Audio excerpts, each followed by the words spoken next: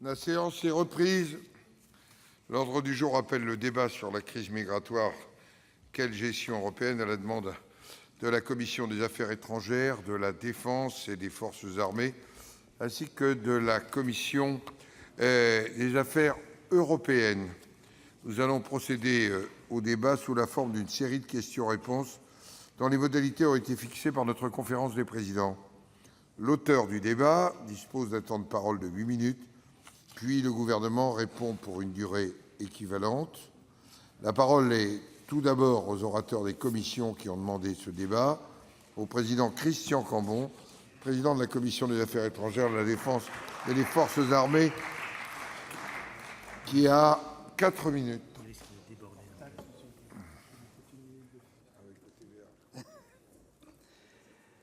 Monsieur le Président, Monsieur le Ministre, mes chers collègues, la question migratoire est aujourd'hui au cœur des difficultés que traverse l'Europe.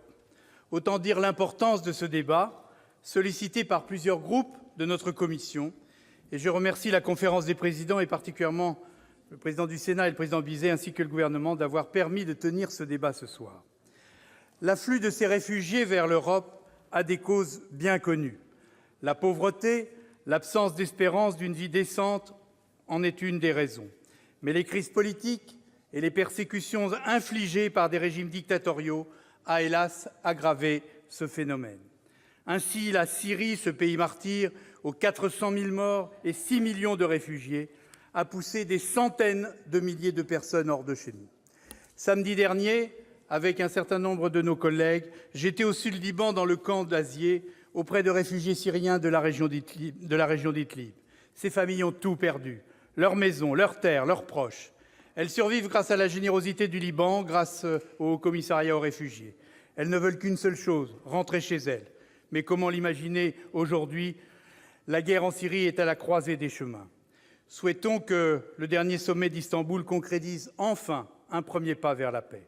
Dans le même temps, le chaos en Libye a permis à des filières de migration massive de s'installer en Méditerranée pour faire du trafic d'êtres humains, mêlant réfugiés et migrants, broyant des milliers de vies dans la misère. L'ampleur de cette crise migratoire a remis en cause les principes européens les plus essentiels, comme la solidarité entre États membres ou la liberté de circulation au sein de l'espace Schengen. Depuis 3 ans, l'Union a réagi en renforçant les moyens d'action de Frontex et les contrôles aux frontières extérieures. La coopération avec les pays tiers, illustrée par l'accord passé en 2016 avec la Turquie, mais développée aussi depuis le sommet de La Valette avec les pays africains et du pourtour méditerranéen, a progressé, mais les résultats sont inégaux. Ces mesures ont certes porté leurs fruits.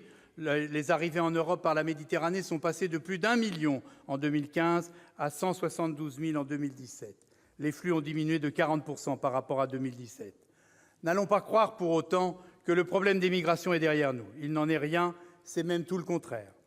D'une part, on le sait, les passeurs trouvent de nouvelles routes. Depuis la relative fermeture de la voie libyenne, on constate une reprise des traversées entre le Maroc et l'Espagne, alors que cette route dite de Méditerranée occidentale était délaissée depuis plusieurs années. Ce flux, endigué par l'action résolue des autorités marocaines, aujourd'hui en première ligne, représente désormais la moitié des traversées vers l'Union européenne. Par ailleurs, on constate aussi une remontée des traversées en Méditerranée orientale, où nous sommes tributaires de la bonne volonté des autorités turques. Car l'Europe, espace de paix et de prospérité, reste une destination de prédilection pour de nombreux candidats à l'immigration économique, particulièrement en Afrique de l'Ouest ou au Sahel. Dans ce contexte, Monsieur le ministre, l'Union européenne doit agir. Pour agir à la source, nous devons aider les pays d'origine et de transit à mieux contrôler la gestion de leurs frontières et à lutter efficacement contre les trafiquants. L'exemple réussi du Niger illustre les résultats qu'il est possible d'obtenir. Le Niger consacre 20% de ses dépenses budgétaires à la sécurité.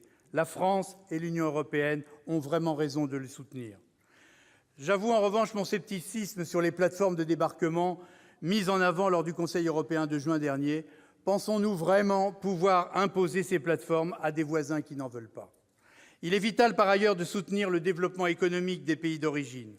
Notre commission le dit et le répète, vous le savez, monsieur le ministre, il faut mieux cibler l'aide au développement sur les pays très pauvres, sur l'éducation, sur l'agriculture.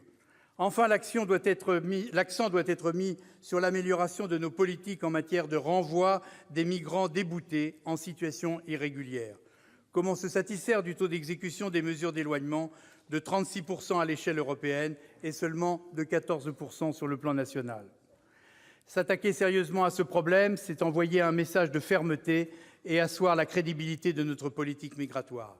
Nous avons des leviers, en particulier les visas. Ayons le courage d'un dialogue ferme et exigeant avec les pays sources qui ont eux aussi besoin de garder leur jeunesse, c'est-à-dire leur avenir. Monsieur le ministre, sur ces sujets essentiels, nos concitoyens attendent des réponses fermes, à la fois du gouvernement français et de l'Union européenne. De grâce, ne les décevons pas. Je vous remercie. Merci, Monsieur le Président. La parole est maintenant au président de la Commission des Affaires européennes, notre collègue Jean Bizet. Vous avez la parole, Président. Merci, Monsieur le Président. Monsieur le Président, Monsieur le Ministre, mes chers collègues, les flux migratoires vers l'Europe sont sensiblement moins importants qu'il y a 3 ans. Même si la vigilance s'impose sur la route de la Méditerranée occidentale, les arrivées en mer par l'Espagne ayant nettement augmenté au cours des derniers mois. Pour autant, jamais les États membres n'ont paru aussi divisés sur la façon d'y faire face. Les États les plus solides sont eux-mêmes confrontés à des tensions politiques internes. On le voit précisément en Allemagne. La crise migratoire latente, qui avait déjà failli emporter Schengen fin 2015, s'est de nouveau exprimée avec l'affaire de l'Aquarius. La réforme du règlement de Dublin est bloquée, faute pour le Conseil de parvenir à un accord sur l'équilibre à atteindre entre solidarité et responsabilité. Pourtant, seule une action coordonnée au niveau de l'Union peut apporter une réponse globale à la crise migratoire par nature transfrontalière. Toute option exclusivement nationale est vouée à l'échec. Ces motivations poursuivent d'ailleurs généralement des objectifs de politique intérieure, mais c'est une politique à très court terme. Depuis le pic de la crise, nous avons indéniablement progressé, mais l'Union européenne a trop souvent réagi dans l'urgence. Une vision d'ensemble lui a manqué. Le Conseil européen du 28 juin dernier, pour surmonter les divisions européennes, s'est entendu sur 2 concepts, ceux de plateformes régionales de débarquement et de centres contrôlés, envisagés comme des instruments complémentaires de la solidarité européenne, à la fois entre les États membres et à l'égard des migrants. L'indispensable respect du droit international dans leur mise en place ne saurait s'affranchir d'une distinction entre les réfugiés et les migrants motivés par des considérations économiques. Ces derniers se trouvent généralement en situation irrégulière. Ils doivent donc être effectivement reconduits dans leur pays. Telle est la position que notre commission des affaires européennes a exprimée récemment en adoptant une proposition de résolution européenne sur les réformes de l'espace Schengen qu'il convient de poursuivre. Les conclusions du Conseil européen du 18 octobre dernier, ne faisant pas mention des plateformes de débarquement ni des centres contrôlés, je m'interroge, Monsieur le ministre, sur leur devenir. Il est vrai que les candidats ne sont pas nombreux au sud de la Méditerranée pour accueillir ces plateformes de débarquement. Par ailleurs, notre commission a accueilli avec intérêt l'orientation des travaux de la Commission européenne qui, avec ses dernières propositions, cherche à établir un lien entre le renforcement du contrôle des frontières extérieures de l'Union, via Frontex en particulier, et les politiques d'asile, d'immigration et d'intégration. Ces questions doivent faire l'objet d'une approche intégrée. À cet égard, je me réjouis de l'annonce de la création d'une task force conjointe auprès du Centre européen en charge de la lutte contre le trafic de migrants, mis en place au sein d'Europol.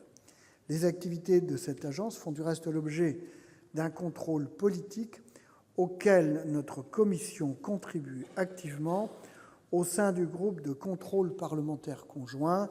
Nous y sommes en effet représentés par nos collègues Bigot et Joissains. Enfin, l'Union européenne ne réussira pas à répondre durablement à la crise migratoire sans contribuer de façon plus ambitieuse au développement du continent africain.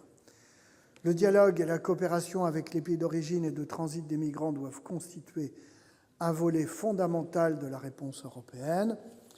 Je ne saurais trop appuyer les propos du président Cambon tout à l'heure, qui a fait part du taux de réadmission qu'il y avait, si je puis dire, en Europe. 34%, c'est insuffisant. Tant qu'à 14% en France, c'est littéralement beaucoup trop faible. Enfin, je voudrais rappeler que, en ce qui concerne cette politique de partenariat avec certains pays, elle a commencé de se mettre en place au sommet de La Valette en 2015. Celle-ci a lancé un partenariat global entre l'Union européenne et l'Afrique et institué un fonds fiduciaire d'urgence pour l'Afrique. Cette réponse, qui vise forcément le long terme, doit être amplifiée. À cet égard, quels sont, Monsieur le ministre, les objectifs que l'on peut raisonnablement fixer au sommet prévu entre l'Union européenne et la Ligue arabe, qui sera organisé par l'Égypte en février prochain? Je vous remercie. Merci, Monsieur le Président. Monsieur le ministre, pour répondre aux deux présidents. Vous allez bien? 8 minutes.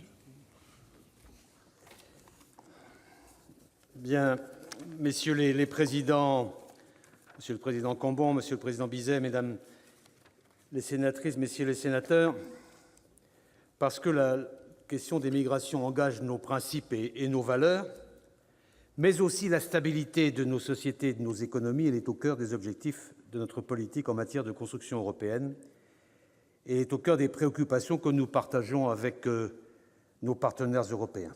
En 2015, 1 800 000 personnes avaient franchi de manière irrégulière les frontières extérieures de l'Union. Depuis lors, la situation a beaucoup évolué. Les franchissements irréguliers ont fortement décru. Les initiatives prises au niveau européen ont donc porté leurs fruits, puisque entre le 1er janvier de cette année et le 21 octobre, il n'y a eu que 115 400 migrations irrégulières. L'Europe n'est donc plus confrontée à une crise migratoire aiguë. Toutefois, malgré cette nette diminution, les flux d'arrivée restent continus. Construire une politique migratoire commune, pérenne et résiliente est donc une nécessité. Les orientations du Conseil européen de juin, qui constituaient un compromis que beaucoup disaient impossible et qui ont été confirmées par le Conseil européen du 18 octobre, sont pour nous une feuille de route qui nous engage tous. Ce plan d'action repose sur une démarche globale couvrant l'ensemble de la chaîne migratoire, depuis les pays d'origine jusqu'à l'action sur le territoire même des États membres. Et seule une démarche globale de ce type est à même de fonder une nouvelle politique migratoire harmonisée et cohérente. Elle repose sur 3 piliers: un meilleur contrôle des frontières extérieures de l'Union, le renforcement de nos règles internes et le renforcement de notre action extérieure. En premier lieu, la réponse européenne à la crise migratoire s'appuie sur l'effort significatif réalisé ces dernières années, qui doit être amplifié, de contrôler les frontières extérieures de l'Union. Nous disposons tout d'abord aujourd'hui, pour la gestion de nos frontières extérieures, de systèmes d'information opérationnels. Le système d'information Schengen vient d'être considérablement renforcé. Le règlement sur l'interopérabilité en discussion avec le Parlement européen devrait faciliter la consultation des 6 fichiers centraux de l'Union et, partant, l'amélioration des contrôles. Le système d'entrée-sortie devrait être opérationnel en 2020 et le système d'information et d'autorisation de voyage ETIAS en 2021. Et en vue d'améliorer notre gestion commune des frontières extérieures, la Commission a présenté le 12 septembre dernier une nouvelle proposition que la France a accueillie favorablement, à l'instar de la majorité des États membres. Il s'agit, comme le Président l'avait proposé il y a 1 an, de faire de l'agence Frontex une véritable police des frontières européennes, forte de 10 000 agents d'ici 2020. Elle serait à la fois en mesure d'apporter son soutien aux États membres subissant une forte pression migratoire et aussi de coopérer avec les pays tiers. Le renforcement de nos moyens de gestion des frontières sera également un point important de négociation sur le futur cadre financier pluriannuel, pour lequel nous soutenons la priorité donnée à la politique migratoire dans son ensemble. Il est proposé par la Commission plus de 30 milliards pour la période 2021-2027 sur le programme Migration et gestion des frontières.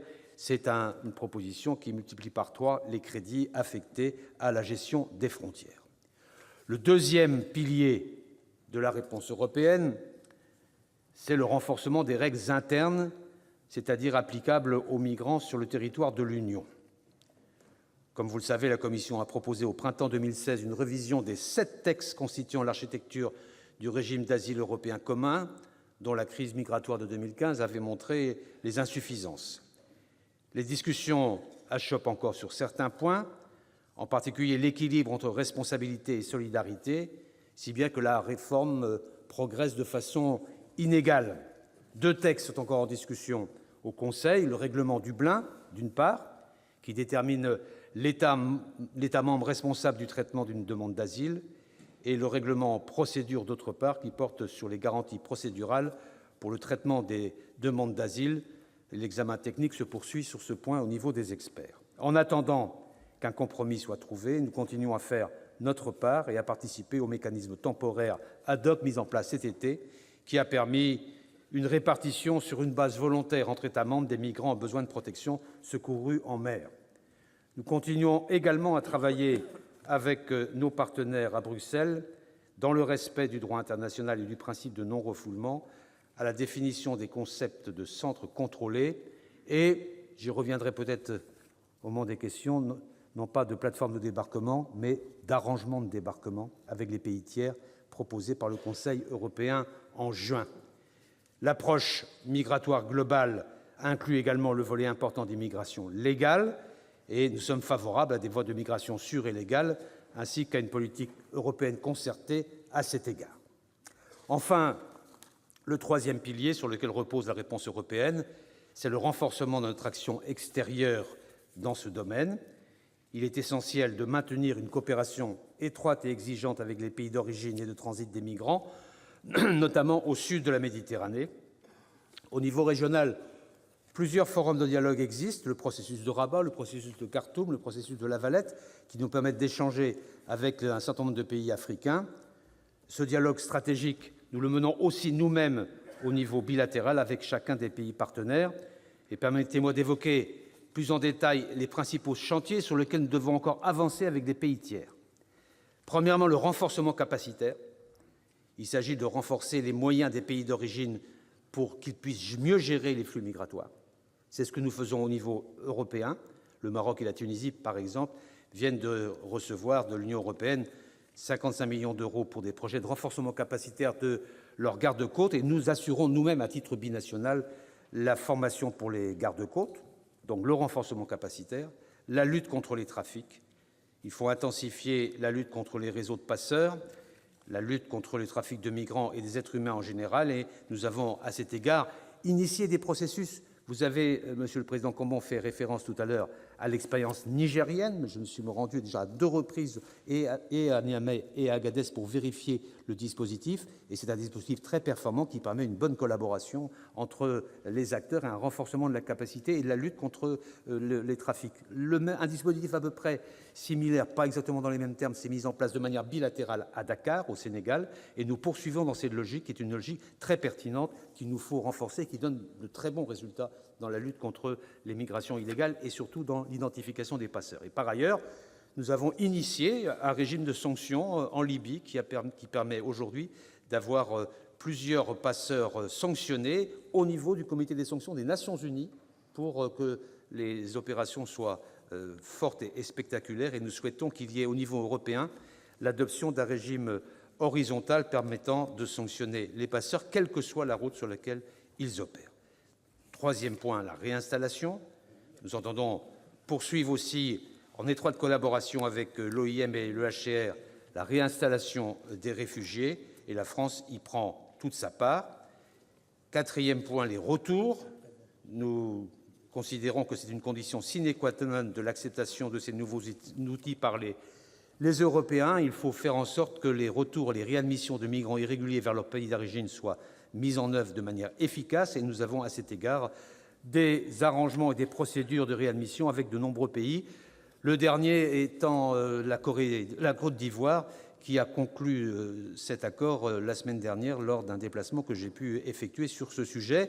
Il nous faut à cet égard utiliser tous les leviers à notre disposition pour améliorer et accélérer les retours. J'ai entendu les observations des deux présidents tout à l'heure, je les partage, y compris en jouant sur l'utilisation de la politique des visas qui nous permet de peser sur les décisions et sur la mise en œuvre du dispositif de retour.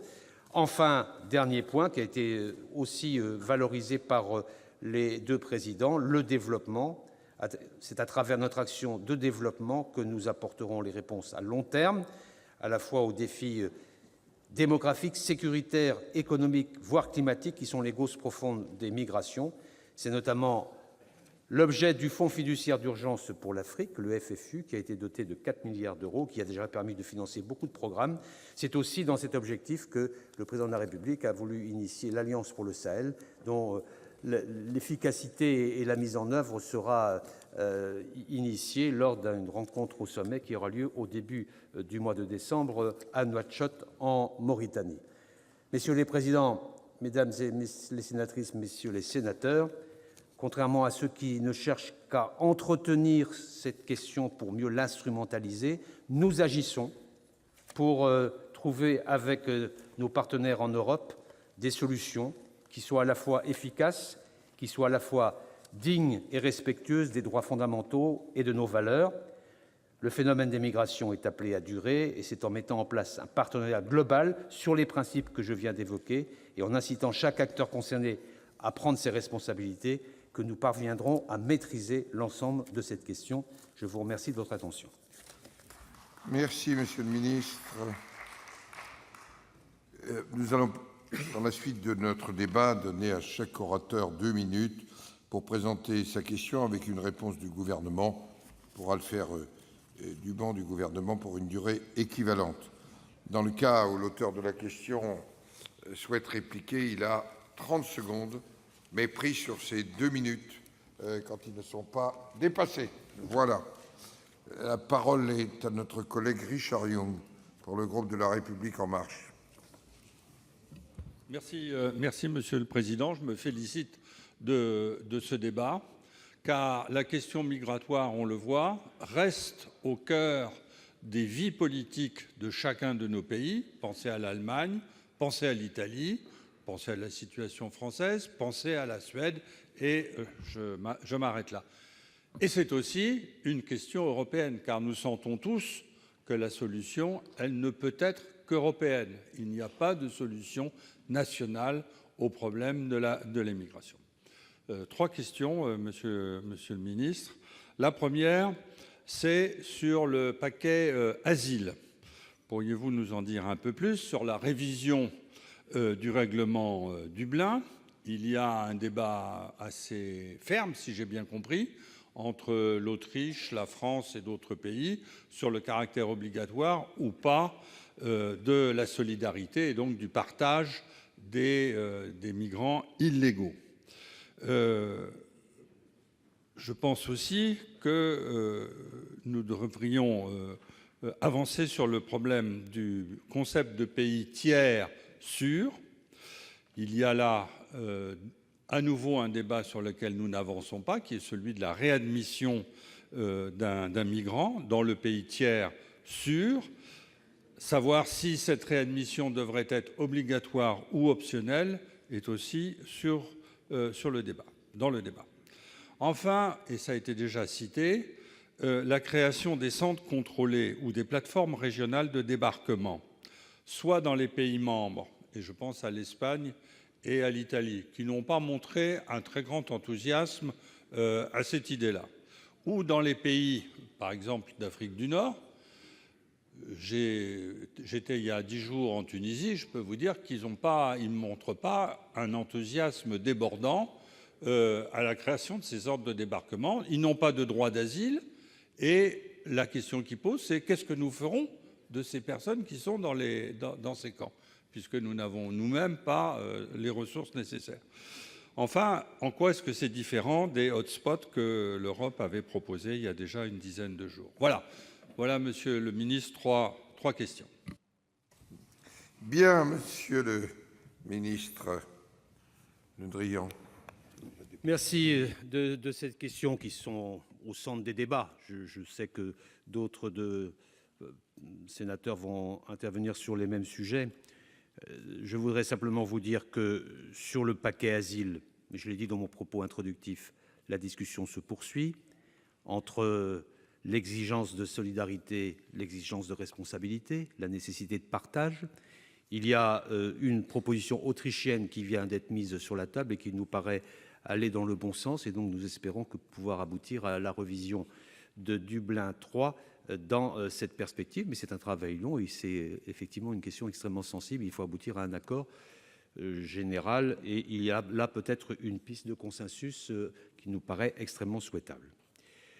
Sur la question des centres contrôlés et des plateformes de débarquement dans les États tiers.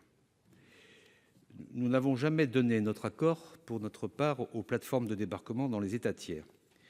Et nous pensons qu'il ne faut pas nous défausser de nos responsabilités sur les pays tiers, ni de créer des espèces de centres de refoulement sur la rive sud, mais plutôt de faire en sorte que les pays de la rive sud assurent pleinement leurs responsabilités en matière de surveillance de leurs côtes et de sauvetage dans les zones Search and Rescue, c'est-à-dire les zones SAR, qui sont les zones prévues par le droit international, qui sont l'application stricte du droit de la mer. C'est notre option. C'est pourquoi nous sommes plutôt favorables, je l'ai dit dans mon propos, au concept d'arrangement de débarquement avec les pays concernés et non pas de plateforme de débarquement qui pourrait donner le sentiment, que nous ne souhaitons pas du tout, qu'il y ait des espèces de centres de refoulement. Par contre, arrangements de débarquement qui peuvent être ponctuels et différents selon les États concernés pour permettre de sauver des vies, tout simplement, de migrants qui pourraient être amenés à être repris,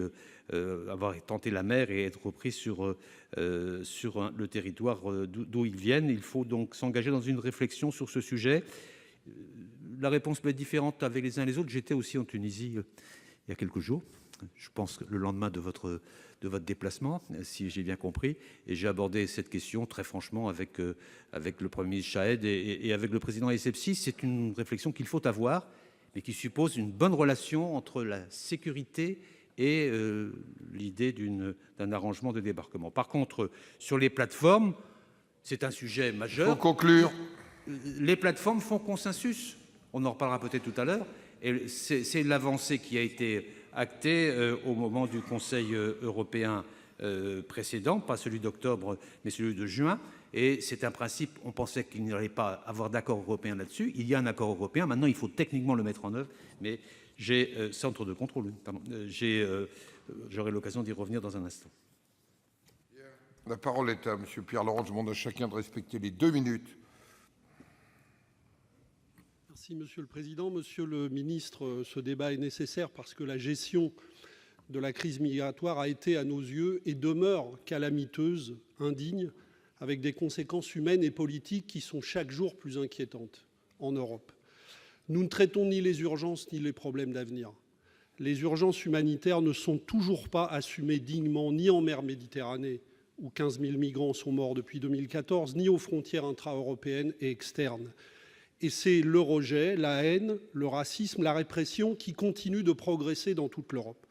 Donc la France est-elle prête à reprendre des initiatives importantes, pas seulement sur la question sécuritaire, mais surtout sur la question de l'accueil des migrants, et à sortir d'un discours qui entretient des peurs hors de proportion, en prétendant que la seule solution est de tenir à distance les migrants dans des centres fermés à l'extérieur de l'Union européenne. Vous l'avez dit vous-même, nous sommes passés d'1 million d'entrées à 115 000. Donc nous savons aujourd'hui que le pic de 2015 a déformé notre vision du problème dans la durée. Allons-nous enfin ouvrir un débat responsable et un débat sur l'avenir de la question des migrations que nous ne pouvons pas traiter uniquement sur le terrain sécuritaire, parce que cette cécité va se payer politiquement et elle nourrit les Salvini et les AfD en Allemagne et bien d'autres. Les insécurités du monde, de toute nature, ne se régleront demain que dans l'interdépendance. Et nous avons besoin d'aborder la question des migrations sous un autre angle. Les migrations sont aussi une interpellation sur les nouvelles conditions à créer pour un développement partagé du monde.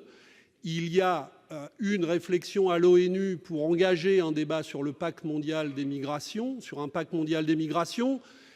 La France est-elle prête en Europe et dans le monde à engager une nouvelle réflexion offensive et conquérante sur la question des migrations en sortant du seul discours sécuritaire que vous nous avez à nouveau développé, discours sécuritaire qui, à mes yeux, est une impasse. Ministre. Alors, Monsieur Laurent, je n'ai pas parlé suffisamment clairement, mais je n'ai pas l'impression d'avoir fait un discours sécuritaire il y a un instant. J'ai au contraire démontré comment il fallait, il me semble, et il faudra peut-être que je recommence, comment il fallait en permanence articuler solidarité et responsabilité, que la France devait être à l'avant-garde de ces principes, y compris sur le respect humanitaire et sur le respect du droit d'asile. Donc je ne suis absolument pas dans cette logique-là de, d'exclusivité sécuritaire. Ceci étant, vous avez raison d'avoir souligné un point. Dans le même état d'esprit, nous sommes toujours opposés à des centres fermés à l'extérieur. Je viens de le dire, sans doute m'avez-vous pas entendu à ce moment-là. Mais vous devriez reprendre le texte dans le compte-rendu analytique du Sénat pour bien voir ce que j'ai dit sur ce sujet. C'est très clair. Nous avons toujours été opposés à cette initiative. Alors sur le reste, merci d'avoir souligné l'intérêt du pacte mondial pour les migrations, parce que ce pacte mondial pour les migrations qui va normalement se conclure le 10 et 11 décembre prochain à Marrakech, par une déclaration qui devra être ensuite validée par l'ensemble des États membres des Nations Unies, c'est une avancée considérable. Et le texte qui va être proposé pour une meilleure gouvernance internationale des migrations est totalement soutenu par la France. C'est une initiative qui a été prise par le Mexique et par la Suisse, et nous avons accompagné ce mouvement et nous entendons contribuer aux initiatives visant à la bonne mise en œuvre du pacte. Et celui-ci prévoit notamment la mise en place d'un mécanisme international de suivi dont le secrétariat sera assuré par l'Organisation internationale pour les migrations. Et l'Organisation internationale pour les migrations et le HCR, nous travaillons en permanence avec eux. Et les exemples que je donnais sur Niamey et sur Agadez se font en partenariat avec l'OIM et le HCR et non pas dans une logique exclusivement sécuritaire, comme vous le disiez tout à l'heure. Merci. La parole est à Jean-Yves Leconte pour le groupe socialiste et républicain pour 2 minutes.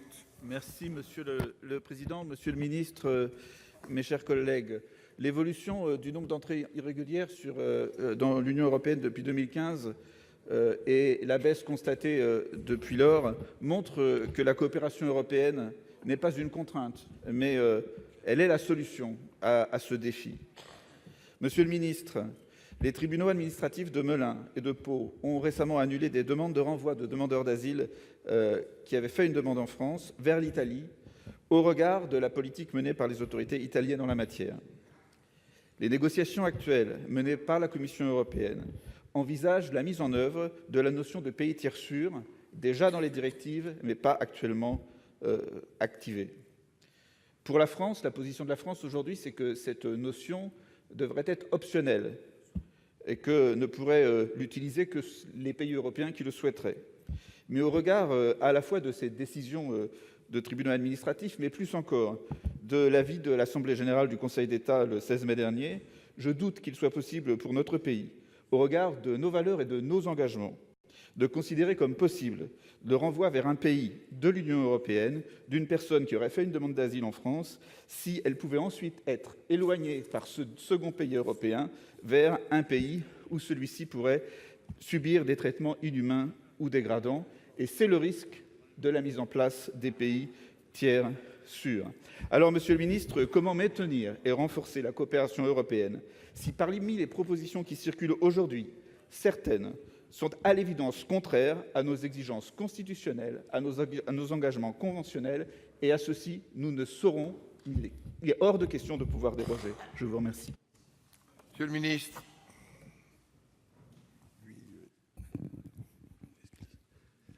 Monsieur le sénateur Leconte, vous évoquez la notion de pays tiers sûr et vous avez raison de mettre en avant cette difficulté.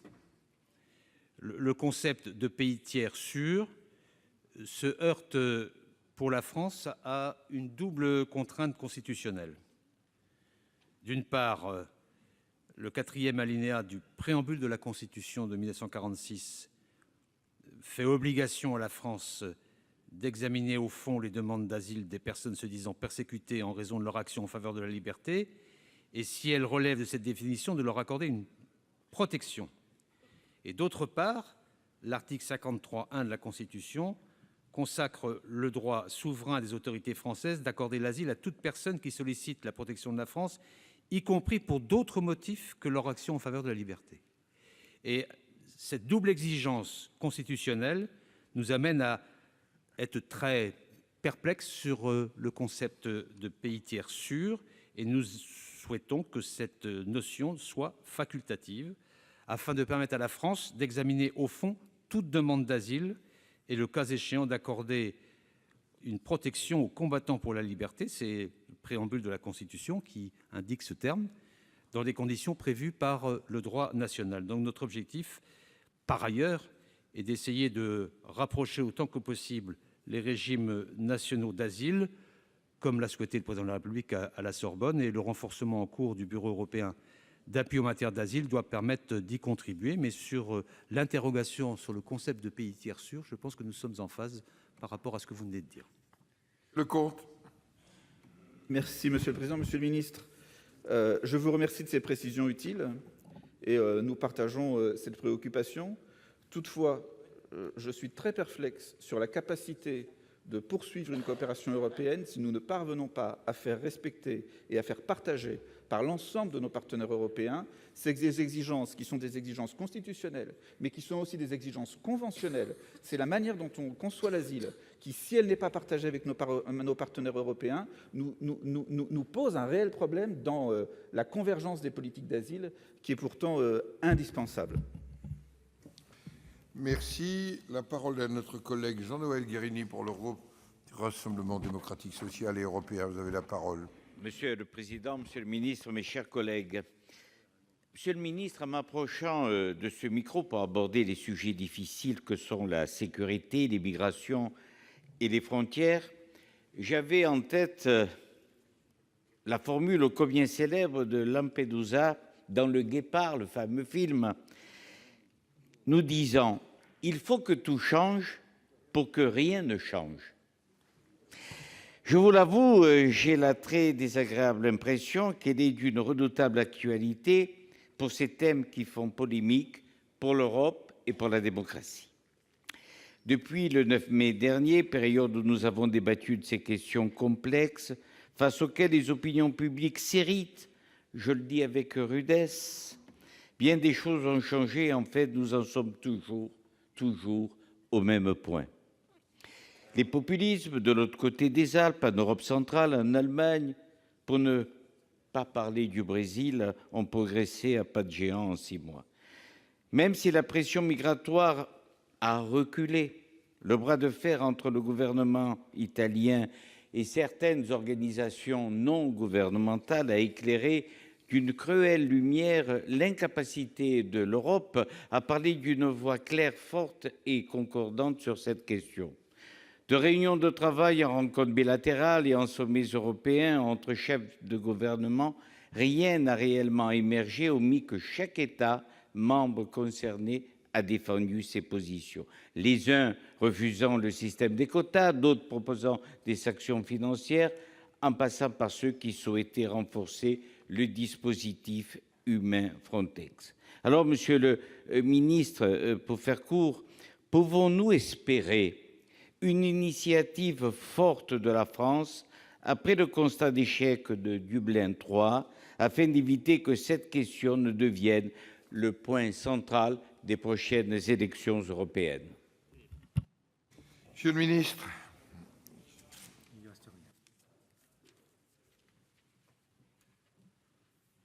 j'ai déjà, je crois, en partie répondu aux observations de M. Guerini.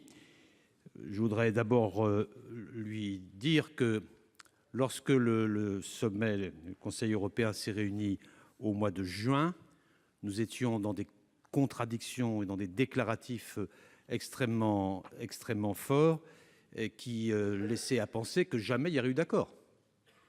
Or, il y a eu un accord européen au mois de juin sur les 3 principes que j'ai évoqués dans mon propos tout à l'heure, à la fois sur le contrôle extérieur des frontières européennes et le renforcement des dispositifs, et ça a été renforcé aussi par les propositions de la Commission du mois de septembre, par la nécessité d'avoir des règles internes communes et par le renforcement de l'action extérieure.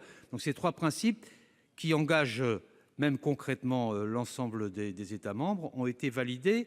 Ils ont été revalidés à la rencontre informelle de Salzbourg et ils viennent d'être revalidés au dernier Conseil européen. Et il y a encore des questions à régler. La question du règlement Dublin est évidemment essentielle. C'est normal qu'elle prenne un peu de temps, mais je dois constater que la proposition de la présidence autrichienne, qui propose de travailler sur une solidarité obligatoire selon un certain nombre de modalités, est une proposition intéressante et qui peut amener à débloquer la négociation. Donc je pense que l'on avance beaucoup dans les relations bilatérales. J'en ai évoqué quelques-unes tout à l'heure. Elles donnent des résultats, y compris d'ailleurs dans des discussions que nous avons avec les autorités libyennes. On avance aussi sur les projets Frontex, je viens de l'évoquer. Et concernant les élections européennes, moi je constate qu'il y a une forme de paradoxe aujourd'hui à ce sujet, puisque depuis un an, l'Union européenne a beaucoup avancé sur beaucoup de sujets, y compris sur le sujet des migrations, mais on reste uniquement figé sur du déclaratoire ou de l'incident ponctuel, alors que, y compris sur cette dimension migratoire, il y a une prise de conscience qui s'est faite et je trouve des avancées significatives en attendant des conclusions sur le dispositif de révision de Dublin. Merci. La parole est à notre collègue Stéphane Ravier, sénateur n'appartenant à aucun groupe. Merci, Monsieur le Président, Monsieur le Ministre, mes chers collègues. 4 ans après le début de la déferlante, nous sommes toujours en train de nous demander comment cette Europe, votre Europe, pourrait bien gérer la crise migratoire. C'est révélateur et terriblement consternant. La politique, c'est d'abord la sémantique. L'utilisation du vocable « gérer », c'est-à-dire faire face, administrer, démontre que votre Europe accepte cette déferlante permanente, et ce, contre l'avis même des peuples. Mais que pèse aujourd'hui la volonté des peuples face aux exigences du trafic d'êtres humains et de la finance en marche? C'est la lutte du pot de terre enraciné contre le pot de fric nomadisé. Car, je le dis à nouveau ici, la politique d'immigration, qu'elle soit de crise ou régulière, n'est aucunement motivée par un souci humanitaire, encore moins humaniste. L'immigration n'est qu'un outil économique, le réfugié de plus en plus une marchandise par les mafias de passeurs, l'immigré légal n'étant qu'un moyen, jamais une fin, au service d'un certain patronat qui y trouve là le moyen d'exploiter des populations fragilisées et donc peu revendicatives pour en tirer toujours plus de profit au détriment des peuples qui sont victimes de ce phénomène, c'est-à-dire tous les peuples européens. Elle ne sert que les intérêts privés et l'idéologie chère à M. Soros qui rêve de voir disparaître les identités nationales dans un melting pot généralisé. 4 ans que donc votre Europe est incapable de faire cesser cette crise née d'un triple chaos, libyen, dont Nicolas Sarkozy est largement responsable, syrien, auquel François Hollande et Emmanuel Macron ont participé, chaos africain, résultat de décennies de dictature, de guerres tribales sans fin et d'explosion démographique qui n'en est qu'à ses débuts. En Italie, pays frappé de plein fouet par cette crise migratoire, l'orientation politique a changé, se tournant vers l'intérêt des Italiens d'abord, et les premiers résultats ne se sont pas fait attendre. Les demandes d'asile y ont chuté de près de 70% depuis que Matteo Salvini occupe le poste de ministre de l'Intérieur. C'est dans cet esprit-là que mon Europe, celle du Rassemblement national et de ses alliés, agira, comme le font les gouvernements italiens, autrichiens, hongrois et polonais. Alors ma question, Monsieur le ministre, elle est la suivante. Êtes-vous disposé à quitter la table de l'idéologie pour rejoindre celle de la liberté des peuples qui, partout en Europe, clament et vous réclament la volonté d'en finir avec cette folle politique d'immigration, qu'elle soit de crise ou régulière? Monsieur le ministre, vous avez la parole. Oui, j'avais remarqué beaucoup récemment les déclarations tonitruantes de M. Salvini et sa conviction de pouvoir trouver une forme de solidarité avec des pays voisins. Je pense à la Hongrie en particulier, pour qu'il y ait un partage de la difficulté et que, bon Dieu, on allait voir ce qu'on allait voir, y compris peut-être avec d'autres pays, et on n'a rien vu. Donc, je voudrais dire à Monsieur le sénateur de revoir un peu l'histoire récente, et y compris l'histoire italienne très récente. Ce n'est pas par des propos de Matador qu'on règle la question migratoire. Et ce qui fait que la réponse à la question migratoire, elle ne peut se faire qu'au niveau européen, si elle veut se faire sérieusement, dans un partenariat avec les pays tiers. Toute autre hypothèse aboutit à l'échec, et M. Salvini en a constaté les résultats. Alors, sur le reste, pas reprendre vos propos, je constate qu'il y a eu, vous parlez, il y a 4 ans, il y avait 1 800 000 migrants venus dans des conditions de sécurité humanitaire épouvantables. J'ai rappelé tout à l'heure qu'il y a maintenant 110 000, 120 000 migrants. Les flux ont changé, les voies sont différentes, mais il reste un flux et il faut le gérer. Il faut le gérer de manière sereine, de manière constructive. Et il y a eu beaucoup d'efforts qui ont été effectués par les uns et par les autres. Je les ai évoqués tout à l'heure en partie, je ne vais pas les reprendre. Mais si on ne prend pas à bras-le-corps le partenariat entre le Sud et l'Union européenne pour avoir une gestion pérenne de l'ensemble des flux, alors on aura demain ou après-demain d'autres difficultés, d'autres tragédies. Et l'état d'esprit est un état d'esprit de coopération et de volonté d'aller de l'avant avec l'ensemble des acteurs. C'est difficile, je l'ai rappelé tout à l'heure, mais je pense que nous allons aboutir, après les 3 sommets européens qui ont été consacrés, à un dispositif qui sera satisfaisant pour l'avenir. Merci. La parole est au président Jean-Marie Bockel pour le groupe de l'Union centriste. Vous avez la parole. Monsieur le Président. Le fonctionnement de l'Union repose sur la confiance entre les États membres et elle est aujourd'hui mise à mal par la montée des mouvements populistes et nationalistes qui se nourrissent du sentiment que l'Europe n'a plus la maîtrise de ses frontières.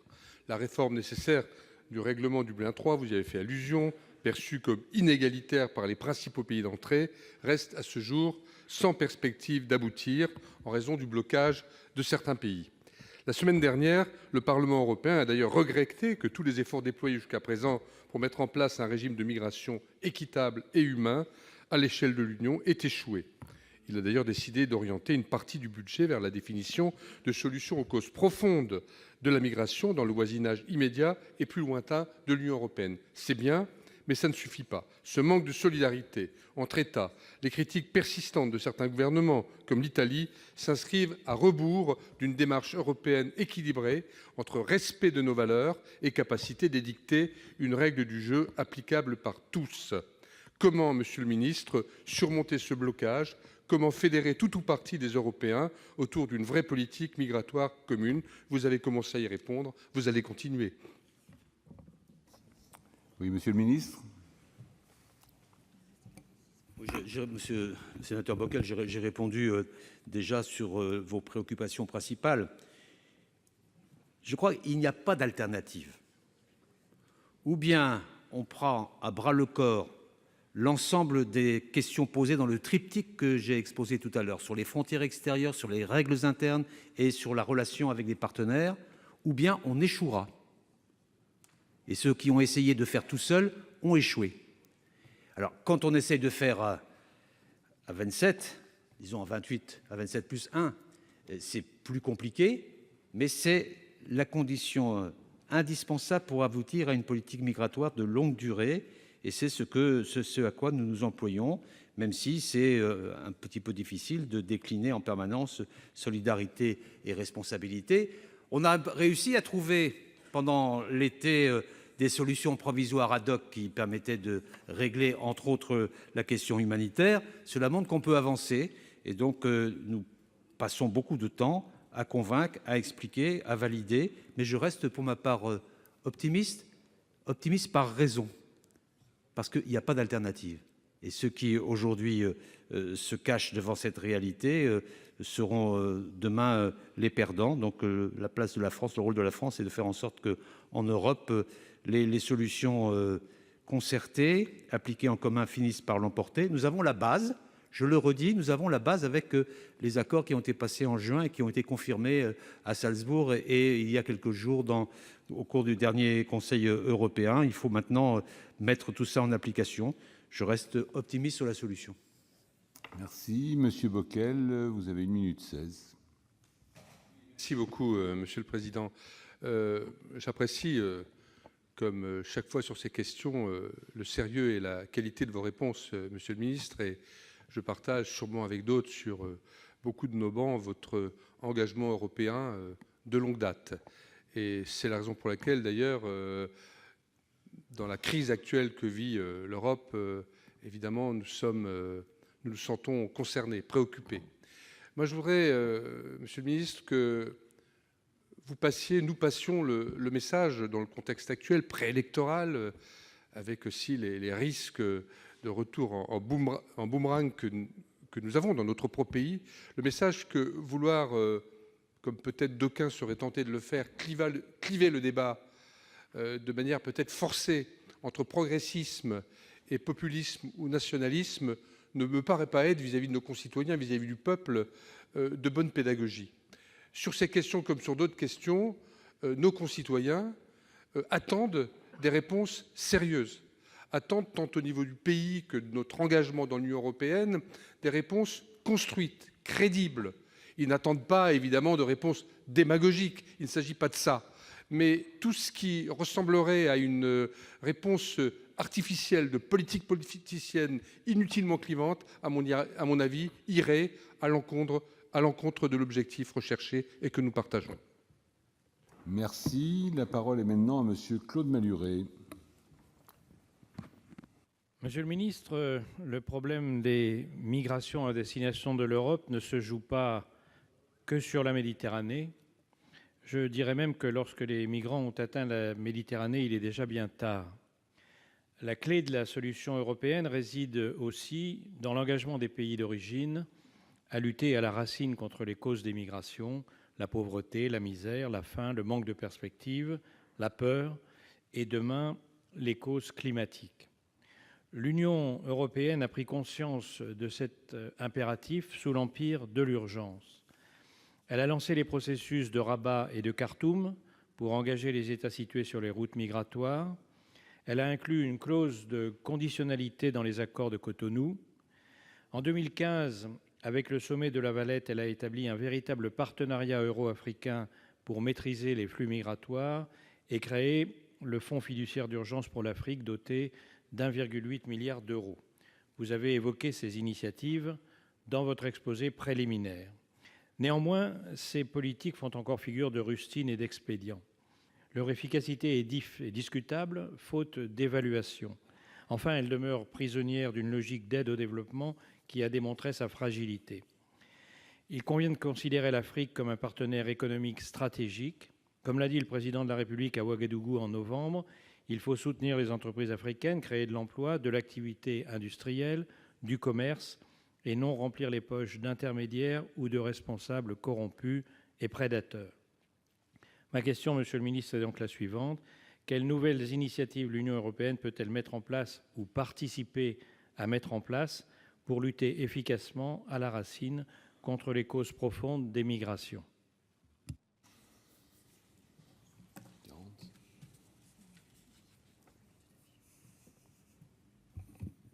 Monsieur le sénateur Malhuret, sur la relation avec nos partenaires du Sud, vous posez bien le problème. Il faut que l'on passe d'un type de développement que j'appellerais, sans que ce soit critique de ma part, caritatif, à un type de partenariat de développement qui soit d'une nouvelle génération et qui permette le développement interne de la part des pays concernés. Cette priorité-là, vous l'avez évoqué, a déjà été esquissée au moment du sommet de la Valette. Esquissée. Il importe maintenant de le conforter. Ça a été le centre du sommet entre l'Union africaine et l'Union européenne à Abidjan l'année dernière. Faire en sorte que ce soit du co-développement et non pas des formes d'assistance. Et dans ce schéma-là, l'enjeu de la formation est essentiel. L'Union européenne en est consciente, la France est aux avant-postes de cette affaire.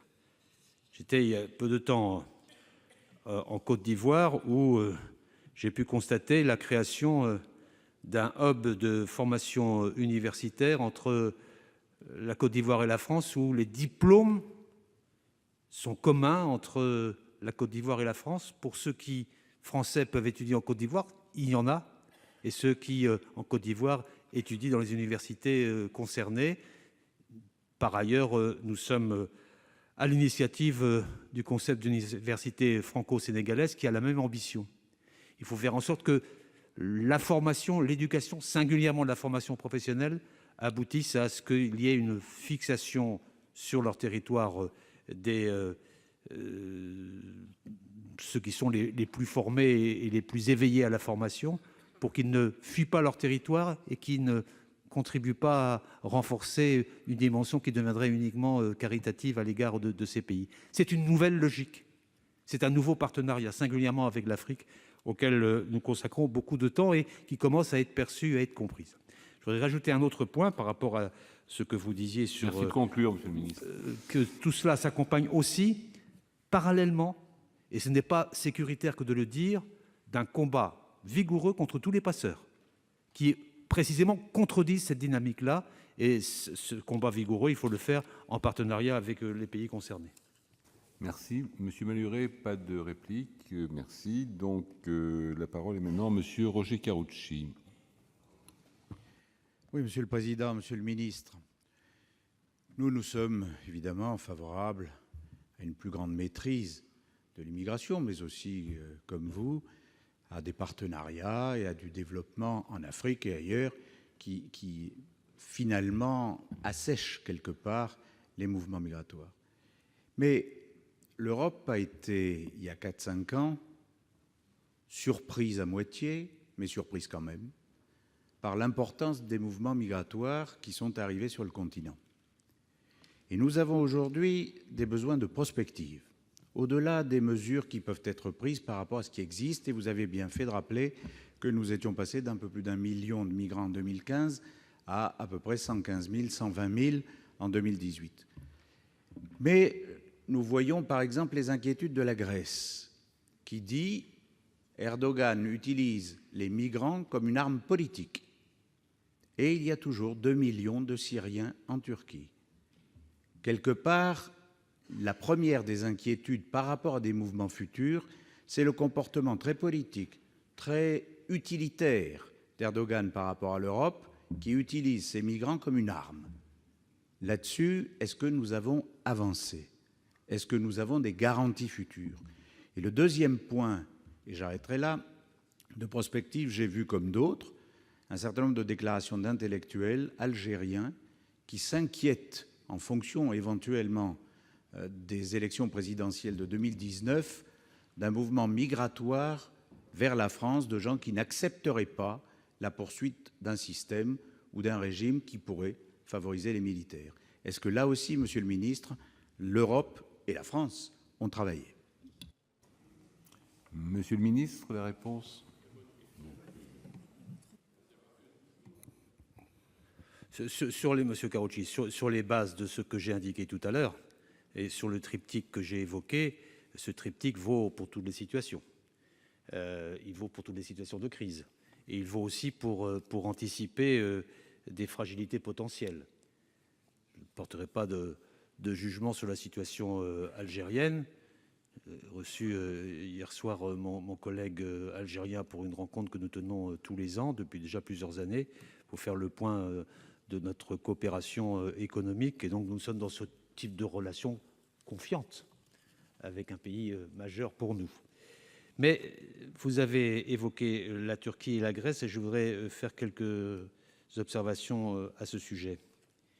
Il y a un accord entre l'Union européenne et la Turquie.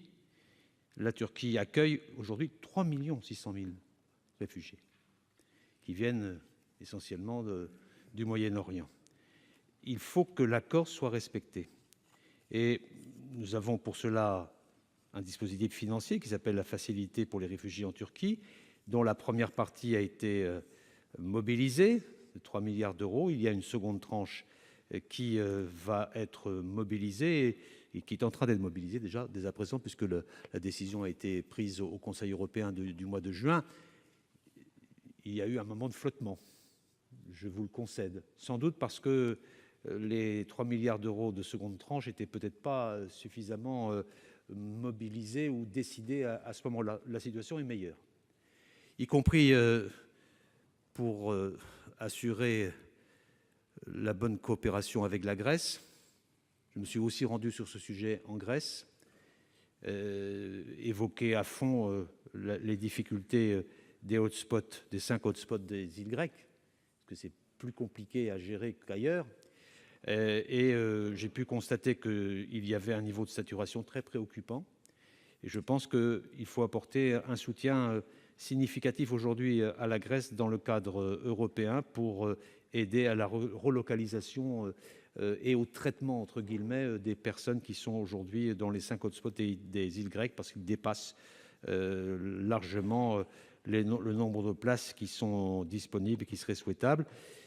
Il peut y avoir des risques de migration encore entre la Turquie et la Grèce, peut-être même entre les côtes syriennes et directement la Grèce. Là-dessus, il faut être extrêmement vigilant. Ça passe par le respect de la parole donnée et le respect de nos engagements. Il faut que nous soyons très vigilants sur ce point, même s'il y a eu des améliorations par rapport à la situation que vous évoquiez. Monsieur Karoutchi. Rapidement, Monsieur le Ministre, moi j'entends bien, simplement, la parole de la France, la parole de l'Europe, j'imagine sans peine qu'elle est crédible et qu'elle sera poursuivie. Est-ce que certains, autour de la Méditerranée, n'ont pas une parole en fonction des circonstances et en fonction de leurs intérêts, ce qui veut dire que, oui, il faut une Europe forte pour savoir négocier, discuter, planifier, mais aussi il faut une Europe forte pour pouvoir dire à ces pays-là, un accord est un accord, il faut le respecter des deux côtés. Merci. La parole est maintenant à Monsieur François-Noël Buffet. Monsieur le Président, Monsieur le Ministre, vous avez indiqué tout à l'heure à juste raison que les flux migratoires irréguliers avaient baissé depuis 2015 de façon substantielle. C'est exact. Il n'en demeure pas moins que les flux migratoires continuent d'arriver sur l'Europe et que la voie nouvelle est celle de l'Espagne. Nous connaissons maintenant une augmentation réelle depuis 2 ans, des passages par Ceuta et Melilla. Très récemment, plus de 200 personnes ont mené une attaque sur la frontière qui a été établie à Ceuta, séparant l'Espagne du Maroc. On a cru comprendre que le gouvernement espagnol voulait modifier l'organisation de cette frontière. Il y a eu des déclarations qui ont été faites pendant l'été sur ce sujet-là. Le ministre de l'Intérieur a annoncé, prenant ses fonctions, français j'entends, prenant ses fonctions, que 50 000 personnes étaient arrivées depuis le début de l'année sur le territoire espagnol, donc en Europe. On a un peu le sentiment que l'Espagne souhaite gérer ou préserver ses relations bilatérales avec le Maroc et ne souhaite pas trop voir l'Europe présente dans ces discussions et sa gestion de la migration. Mais nous savons tous ici que l'Afrique de l'Ouest francophone, en réalité, souhaite venir sur le territoire national.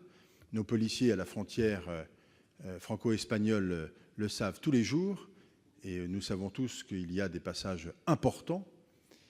Dans ces conditions, Monsieur le Ministre, ma question est la suivante.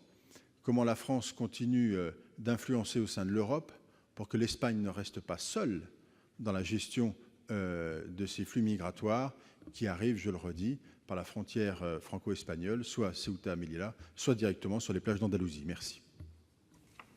Oui, Monsieur le Ministre.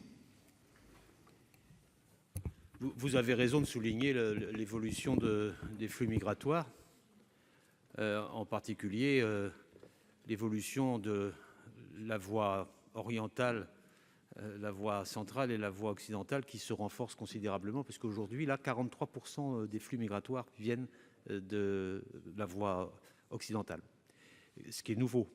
ce qui est peut-être dû aussi indirectement au fait qu'on maîtrise mieux les autres voies. En tout cas, il y a un mouvement très important qui se produit et nous sommes en relation étroite avec les Espagnols. Donc je n'ai pas senti de la part des autorités espagnoles, peut-être que le ministre de l'Intérieur serait plus compétent que moi pour exposer sa relation directe avec le ministre de l'Intérieur espagnol, mais en ce qui concerne les affaires étrangères, nous avons une relation permanente, y compris sur la manière d'articuler notre relation avec la relation marocaine. Puisque le sujet aujourd'hui, c'est d'avoir avec le Maroc un comportement de partenariat offensif pour leur permettre, là aussi, de sécuriser leurs propres frontières, pour faire en sorte que les flux migratoires venus d'autres pays ne perturbent pas le fonctionnement du Maroc, et par ailleurs faire en sorte aussi qu'ils aient l'accompagnement technique et financier nécessaire pour maîtriser les flux migratoires. J'aurai demain à ce sujet une rencontre avec mon collègue marocain qui se fait en bonne articulation avec les autorités espagnoles pour à nouveau relever ce défi-là, qui est plus compliqué pour cette frontière en raison des enclaves de Ceuta et de Melilla, et qui aboutit aussi à un phénomène que l'on n'avait pas perçu avec autant de force dans les autres flux, dans les voies orientales et centrales, qui est le nombre de mineurs qui viennent par la voie espagnole. Des mineurs non accompagnés et qui sont en dérive et qui font les difficultés des conseils départementaux, puisque c'est leur responsabilité sociale leur convient. Et il y a là un gros sujet, vous faites bien de le soulever, qui va amener l'ensemble des ministres concernés en France par cette jeunesse particulière à prendre des initiatives pour gérer le mieux possible cette situation qui devient à la fois indigne et dangereuse. Sur cette partie, ça ne règle pas, c'est pas toute la question du flux migratoire par l'Espagne, mais c'est une partie de cette question. Et pour le reste, merci de cette observation, parce que c'est une nouvelle donne qu'il nous faut maîtriser, je pense, avec beaucoup de concertation, et c'est ce à quoi nous employons. Monsieur Buffet. Merci, Monsieur le ministre, des propos que vous venez de tenir. Moi, je souhaite en tous les cas que l'Europe, et la France singulièrement au sein de l'Europe, mettent une pression assez forte, en tous les cas des relations très fortes avec l'Espagne pour gérer cette situation, puisque nous savons que les relations hispano-marocaines sont particulières, naturellement, compte tenu de la situation, et il est absolument nécessaire de soutenir l'Espagne dans une politique qui reste la politique ferme qui a été connue il y a quelques années et qui, semble-t-il, est peut-être en voie de changer actuellement. C'est l'enjeu pour l'Europe, mais c'est aussi l'enjeu pour la France. Il faut dire les choses telles qu'elles sont. Merci. Monsieur David Assouline, vous avez la parole. Merci, Monsieur le Président. Monsieur le Ministre, depuis la fin de l'opération Mare Nostrum en 2014 et son remplacement par l'opération Triton de Frontex, l'aide humanitaire aux migrants en mer est passée au second plan derrière la volonté de fermer les frontières. Le sommet européen de juin 2018 s'est ainsi terminé sur une décision aussi baroque qu'incroyable pour tout humaniste. Désormais, les Libyens sont responsables de la recherche et du sauvetage dans les eaux comprises entre leur pays et l'Italie. La gestion humanitaire est donc déléguée à un pays qui ne respecte pas les droits humains et dont ceux qui le fuient, disent préférer mourir en mer que vivre en Libye. Faute de mieux, des associations ont pris le relais du sauvetage en mer depuis 2014, dont SOS Méditerranée et son navire l'Aquarius. Ils patrouillent dans le respect du droit maritime sur la mer devenue cimetière pour des dizaines de milliers d'êtres humains qui fuient les guerres et les persécutions. Dernièrement encore, 2538 disparus en 2017 et déjà 1565 morts en 2018. Cette association a permis de sauver 15 078 personnes en mer en 2017. Au lieu de la saluer, de la remercier infiniment pour la bravoure, l'héroïsme et la générosité de ces bénévoles qui odorent l'humanité entière et mettent en pratique les valeurs de notre République, au lieu de cela, le bateau est bloqué à Marseille.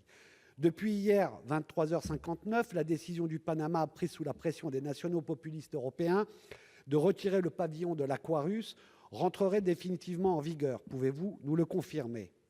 Je ne méconnais pas les règles du droit maritime français, comme celle qui estimerait que le bateau serait trop vieux pour que lui soit accordé le pavillon de notre pays. Mais la solution est aussi politique au sens noble du terme. Je vous demande, Monsieur le ministre, est-ce que la France est prête à accorder ce pavillon français à l'Aquarius? Merci. Monsieur le ministre, pour la réponse. Accord de fond avec M. Assouline sur le problème des migrations. Être humanitaire, ce n'est pas encourager par toutes sortes de moyens des migrations irrégulières. Je ne fais pas une égalité entre qu'est-ce qu'humanitaire. Si c'est humanitaire, c'est dire à tous les migrants irréguliers qui veulent le faire, allez voir les passeurs, et les passeurs vous permettront d'avoir un bateau en caoutchouc, et à ce moment-là, vous serez récupéré à un moment donné ou à un autre par un humanitaire dont je respecte tout à fait les motivations. Mais ce n'est pas la même chose. Il faut arrêter quand même. Sinon on va être dans... Il faut... Vous savez comment ça se passe en Libye? Je suis allé en Libye, monsieur Assouline. Je suis allé voir les camps en Libye. Ce sont des trafiquants. Parce que vous comptez les morts en Méditerranée, il faut aussi compter les morts du Sahara. Et c'est ces trafiquants-là que nous combattons avec l'Union africaine, avec les Africains. Et nous avons engagé avec les Africains des retours dans le pays d'origine de plusieurs milliers d'Africains qui étaient dans des camps gérés, dirigés par les passeurs, les mêmes qui allaient après les envoyer en bordure de Méditerranée. Voilà la réalité de la situation. Et cela ne veut pas dire que je condamne les associations humanitaires, y compris celles qui pilotent l'Aquarius, mais je dis que la réalité, ce n'est pas la solution. La solution passe par le partenariat, je crois l'avoir évoqué tout à l'heure. Alors je conçois que vous soyez soucieux de l'Aquarius. Nous n'avons pas eu de demande de l'Aquarius. Nous n'avons pas eu de demande. Non, parce que pour un bateau, je sais qu'il y a des demandes qui ont été faites ailleurs. Et vous aurez la réponse dans peut-être quelques heures sur qui répond à l'Aquarius et quel est le pays qui veut bien donner son pavillon. En tout cas, pour nous, il y a des règles, et les règles du pavillon bis, c'est un certain nombre de dispositions sur les équipages, un certain nombre de dispositions sur la structure du bateau, et c'est fait partie des règles de sécurité que nous imposons à notre propre pavillon. Pour l'instant, à ma connaissance, il n'y a pas eu de demande de l'Aquarius. En tout cas, s'il y avait une demande, il faudrait d'abord respecter les règles que je viens d'évoquer. Il serait quand même stupéfiant, monsieur Assouline, que les règles de sécurité que nous imposons à nos flottes fassent l'objet d'une dérogation précisément pour une action sécuritaire. À ce moment-là, ce serait dans la contradiction totale. Merci de conclure, totale. monsieur le ministre. Monsieur Assouline. 30 secondes, pas plus. Je suis vraiment très déçu par votre réponse. D'abord, dans la première partie de votre réponse, vous parlez de quelque chose. Non, je crois que vous ne connaissez pas la règle. J'ai pas dépassé. J'estimais qu'il était limite entre 1 minute 59. Monsieur Assouline, vous avez 30 secondes, pas plus. Merci. Oui, bien sûr, je suis dans le droit et j'ai 30 secondes. Comme le président me l'a donné, monsieur Carucci, vous ne présidez pas. S'il vous plaît, un petit peu de calme, monsieur Carucci. Je laisse 30 secondes à monsieur Assouline. Oui, mais... Donc 30 secondes pour ma réponse. 30 secondes pour ma réponse. Allez. Monsieur le ministre, je suis très déçu par votre réponse. Dans la première partie de votre réponse, vous parlez de choses que je n'ai pas évoquées, comme si j'étais pour qu'il n'y ait aucune règle, pour laisser les trafiquants faire ce qu'ils veulent. Ce n'est pas ma question. Ma question se limite à l'aide humanitaire en mer. On l'a donnée aux Libyens qui ne respectent pas les principes fondamentaux de l'Union européenne en termes de défense des droits de l'homme, et on dit à un tel pays qu'il a la charge de récupérer des réfugiés qui fuient son propre pays parce que, aussi, dans ce pays, les droits humains ne sont pas respectés. Merci de conclure, monsieur Assouline.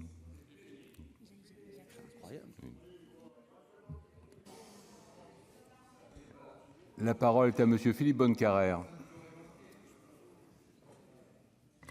Oui, Monsieur le Président, Monsieur le Ministre, la politique migratoire nécessite une vision d'ensemble.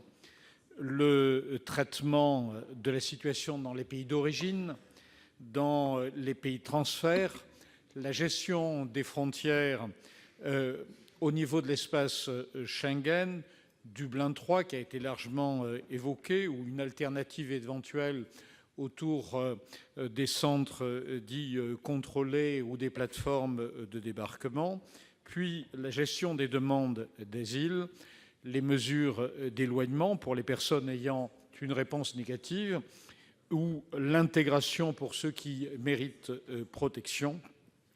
Il est peu crédible, Monsieur le ministre, de traiter de tels sujets en 2 minutes. Aussi, ma question se concentrera sur le droit d'asile et la nécessité d'éviter les mouvements dits secondaires. Pourquoi, Monsieur le ministre, de telles difficultés pour harmoniser le traitement du droit d'asile en Europe, tant sur la forme que sur le fond? Alors, je ne méconnais pas les difficultés de négociation à 28, même si, à ma connaissance, la majorité est une majorité dite qualifiée sur le paquet droit d'asile. Mais pourquoi notre pays n'arrive pas à trouver des accords bilatéraux, à mon sens plus faciles à négocier, de reconnaissance mutuelle, par exemple entre la France et l'Allemagne ou entre la France et les pays membres du Benelux, Monsieur le ministre? Merci, Monsieur le ministre. Monsieur le sénateur, l'un n'empêche pas l'autre. Nous sommes aujourd'hui en discussion avec l'Allemagne pour que nous soyons complètement harmonisés dans nos procédures, indépendamment de l'action que nous menons ensemble pour aboutir à un résultat le plus rapide possible sur la modification du règlement de Dublin. Nous avons simplement avec l'Allemagne une différence qu'il nous faut essayer de lever, puisque l'OFPRA est pour chez nous indépendant.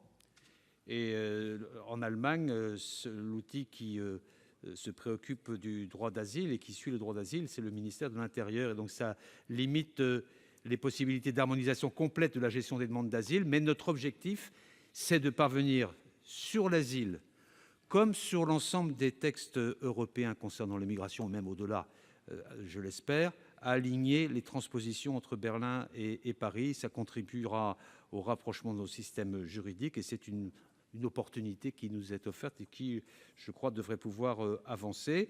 Sur l'harmonisation des procédures d'asile, ça fait partie des propositions que nous avons faites, qu'a fait le président de la République lorsqu'il a plaidé pour un office européen de l'asile.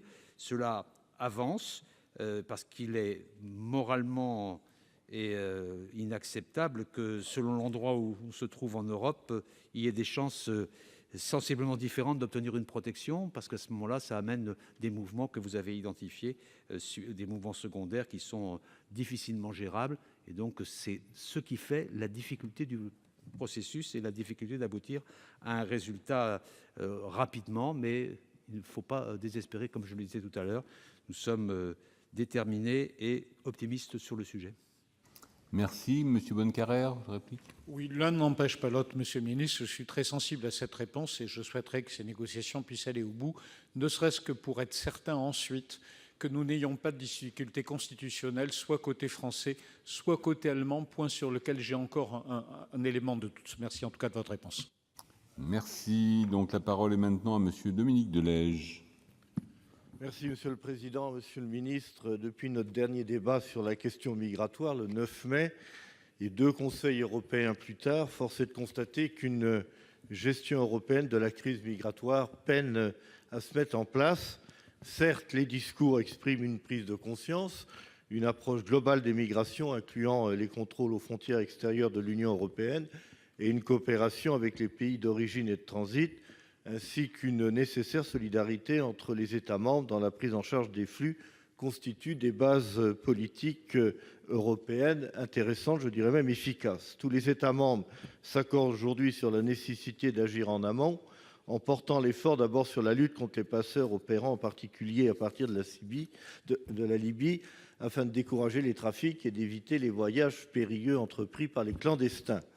Or, les activités illicites de l'Aquarius, et chacun comprendra ici que je ne partage pas la position de notre collègue Assouline, dont les sauvetages médiatisés, je ne parle pas des sauvetages de M. Assouline, mais l'Aquarius, surfent sur l'émotion illustrant bien notre impuissance. Naviguant au plus près des côtes libyennes, ce bateau sans pavillon suscite les départs, jouant ainsi le jeu des passeurs et met paradoxalement en péril la vie des malheureux, dont, rappelons-le, plus de 730 ont déjà péri en mer cette année. Aussi, ma question, Monsieur le ministre, porte sur la pénalisation de ces filières clandestines hors la loi et leur éradication. Au-delà même de la politique européenne, l'article 3 du protocole additionnel contre le trafic illicite de migrants par terre, air et mer à la Convention des Nations unies contre la criminalité transnationale organisée est entré en vigueur en 2004, c'est-à-dire il y a plus de 14 ans. Des investigations permettent-elles aujourd'hui de connaître l'origine du financement de ces filières et de déférer les coupables devant la justice? Je vous remercie. Merci. Monsieur le ministre, la réponse.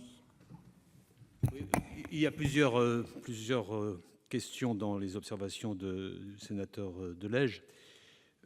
D'abord, la lutte contre les passeurs, c'est une nécessité absolue. On n'en parle pas assez, mais parce que ça n'attire pas automatiquement les médias. Mais c'est essentiel. C'est essentiel en Libye et c'est essentiel aussi pour tous les flux qui viennent de partout, et en particulier les flux dans le Sahel. Et il faut lutter contre les passeurs qui provoquent des embarquements, mais il faut aussi lutter, on n'en parle pas assez, contre les passeurs qui font des accompagnements à travers le Sahara. Et quand j'évoquais tout à l'heure dans mon propos initial l'initiative que nous avons prise au Niger, à Agadez, on essaye d'identifier les passeurs du Sahara. Parce qu'il y a eu aussi beaucoup de morts qui ont traversé, qui n'ont pas pu aboutir à atteindre la Libye, puisque c'est ça l'itinéraire. Donc, cette action-là, nous la menons, et ça a été une grande première, ce que j'ai évoqué tout à l'heure. À notre initiative, le Comité des sanctions des Nations Unies a identifié 6 passeurs contre lesquels nous faisons une guerre, avec des moyens d'une guerre, y compris en dispositif d'intervention des services de renseignement, parce que c'est une guerre. Et ces 6 passeurs maintenant font l'objet de pénalisation internationale, et je pense qu'il faut maintenant que nous puissions avoir un régime de sanctions transversales au niveau européen. J'ai évoqué ça tout à l'heure. Sur les ONG, je ne partage pas votre avis, tout en ne partageant pas non plus l'avis de M. Assouline, donc, mais ce n'est pas une position médiane que je dis, c'est-à-dire que je ne pense pas qu'il faille pénaliser les ONG en les assimilant à des organisations mafieuses. Je n'ai jamais dit cela, et je ne suis pas sur ce sujet-là, mais je souhaite vraiment dire qu'il faut que les ONG respectent le droit de la mer.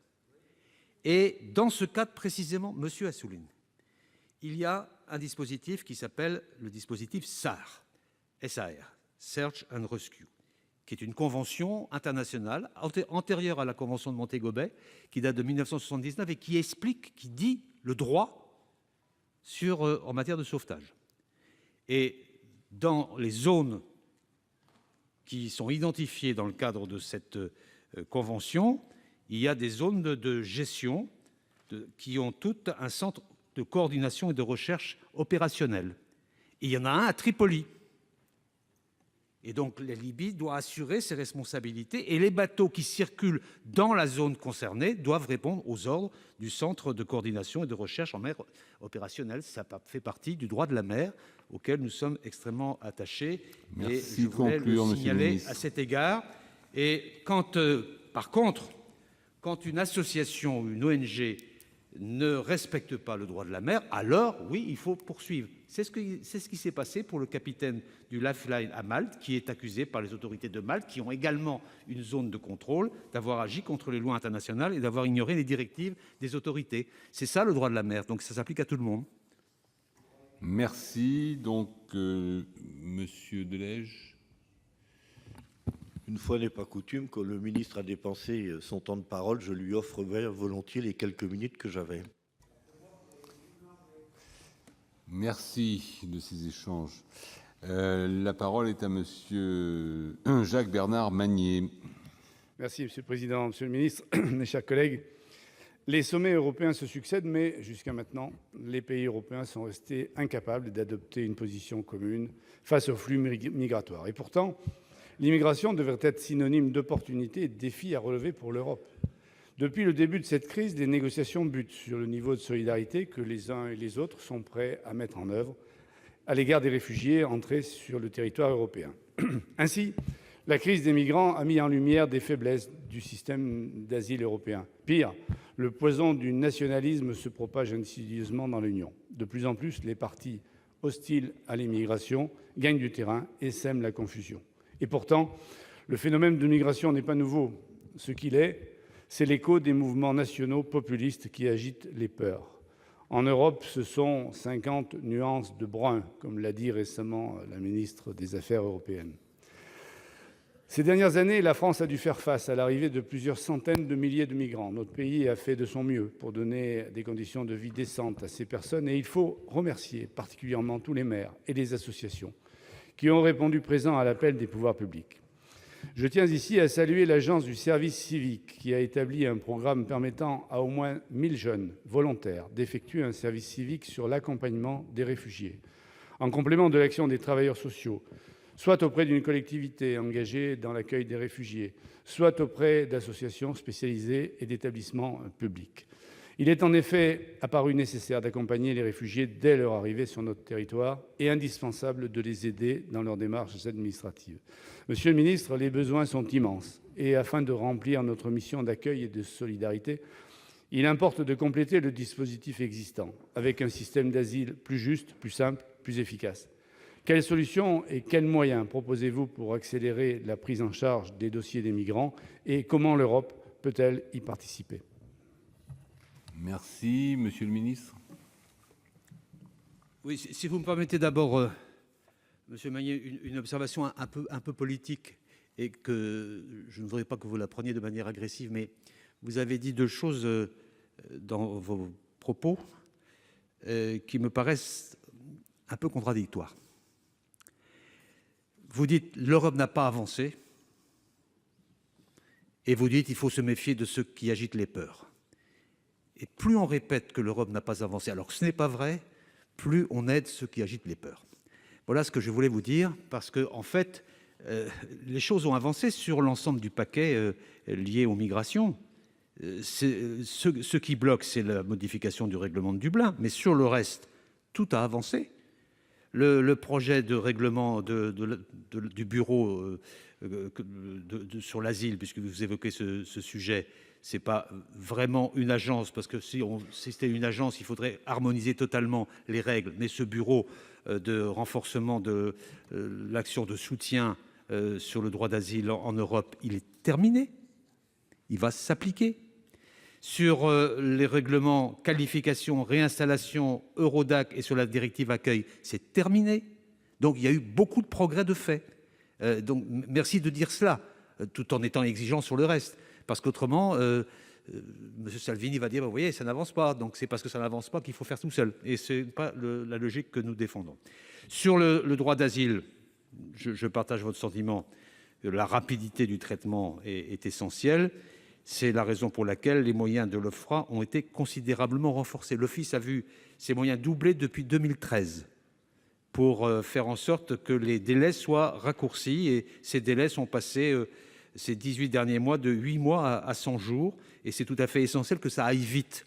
Et quand on parlait tout à l'heure des centres, je ne vais pas dépasser mon temps, quand on parlait tout à l'heure des centres de contrôlés, c'est aussi pour permettre à l'OFPRA de remplir ses missions auprès de ces centres contrôlés, enfin aux offices de migration, pas l'OFPRA directement, de remplir ses missions pour permettre une accélération du dispositif. C'est vrai que la maîtrise des délais, c'est aussi une condition du respect du droit d'asile. Merci. Donc la parole est maintenant à Monsieur Jean-François Rapin.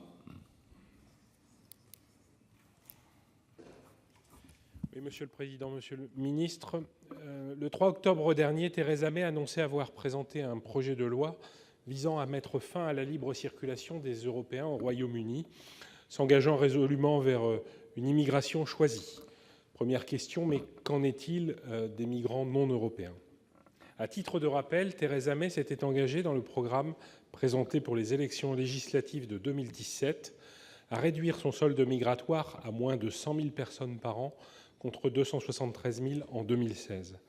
Cette annonce alimente la question des négociations entre l'Union européenne et le Royaume-Uni sur la gestion de la crise migratoire dans le cadre du Brexit. Par ailleurs, elle fait écho à la question de la frontière territoriale entre le continent et le Royaume-Uni, qui représente un coût non négligeable pour les parties prenantes, et notamment pour la région des Hauts-de-France. Aujourd'hui, nous sommes toujours en attente d'un accord sur le Brexit, avec un risque qui s'accroît chaque jour d'un no deal. Parallèlement, récemment, nos forces de l'ordre ont à nouveau été contraintes de démanteler le camp de Grande-Synthe afin d'enrayer les réseaux de passeurs qui organisent illégalement des traversées de migrants vers le Royaume-Uni. Je vous rappelle qu'en janvier dernier, Emmanuel Macron, qui était en visite à Calais, avait annoncé que les intérêts de la région seraient pleinement pris en considération dans le cadre des discussions et des négociations que la France mènera. Dans une interview accordée la semaine dernière et s'agissant du Brexit, Madame Loiseau déclarait que tout avait été exploré d'un point de vue technique. Néanmoins, elle ajoutait, s'agissant des consultations citoyennes sur l'Europe, que le sujet des migrations n'était pas au cœur des préoccupations des Français. Permettez-moi d'être sceptique quant à l'avis des habitants des Hauts-de-France sur le sujet. Aussi, pouvez-vous nous assurer, Monsieur le ministre, que les négociations portant sur le Brexit intègrent le volet de la gestion de la crise migratoire entre la France et l'Angleterre, même si vous avez partiellement répondu durant ce débat? Quelle est votre position sur les accords du Touquet? Pouvez-vous, Monsieur le ministre, nous détailler les mesures concrètes qui sont actuellement évoquées et sur lesquelles la France se fait entendre concernant cette gestion de la crise migratoire? Je vous remercie. Merci. Monsieur le ministre.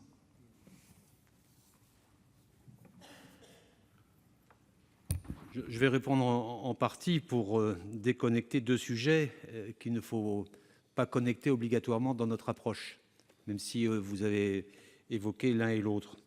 La question du Brexit, la question du Calaisis et du Brexit ne sont pas à proprement parler liées, puisque la situation à la frontière avec le Royaume-Uni est liée à la non-appartenance de celui-ci à l'espace Schengen.